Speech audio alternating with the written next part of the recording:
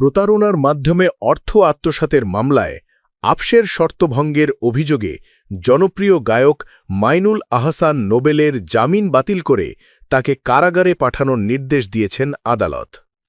বৃহস্পতিবার ঢাকার metropolitan magistrate Raju Ahmed শুনানি শেষে এ আদেশ দেন। বাদীপক্ষের আইনজীবী জানান, জামিনে থাকার পরও নোবেল আদালতের নির্ধারিত শর্ত ভঙ্গ করেছেন। এজন্য তার জামিন বাতিলের আবেদন করা হলে আদালত তা গ্রহণ করে তাকে কারাগারে পাঠানোর নির্দেশ দেন। এর আগে গত ২ ফেব্রুয়ারি এই মামলায় নোবেলসহ ৫ জনের বিরুদ্ধে গ্রেপ্তারি পরোয়ানা জারি করা হয়। পরে ২৩ ফেব্রুয়ারি নারায়ণগঞ্জের সিদ্ধিগঞ্জ এলাকা থেকে তাকে গ্রেপ্তার করা হয়। পরদিন আদালতে হাজির করা হলে আফসের শর্তে তার জামিন মঞ্জুর করা হয়েছিল। তবে সেই শর্ত ভঙ্গের অভিযোগেই এবার তার জামিন বাতিল হল।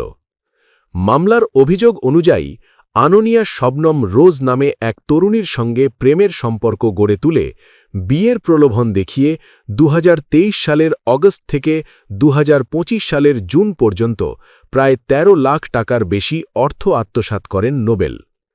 এই ঘটনায় তার মা, স্ত্রী, সহকারীসহ আরও কয়েকজনকে সহ অভিযুক্ত করা হয়েছে।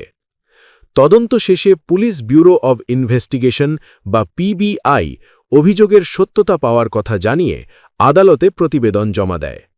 সব মিলিয়ে আলোচিত এই মামলায় নতুন করে মোড় নিল পরিস্থিতি, যেখানে এখন গায়ক নোবেলকে থাকতে হচ্ছে কারাগারে।